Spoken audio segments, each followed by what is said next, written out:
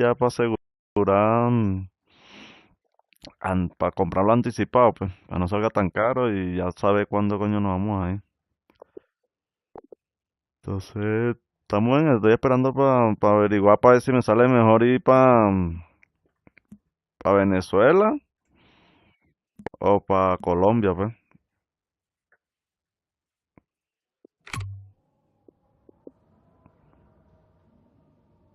No, más barato sí, pero el peor es la alcabala que me imagino, marica, y como se olvida la mujer, yo me imagino peleando con esos hueputa guardia todo por los lentes.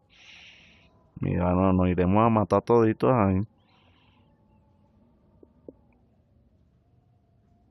Pavo, ¿cómo quito el mamagüevo menú, marico? Ah, marico, tengo... Ya va, que no sé ni esta mierda como ahora que le hicieron, weón. Llamada, compartir pantalla.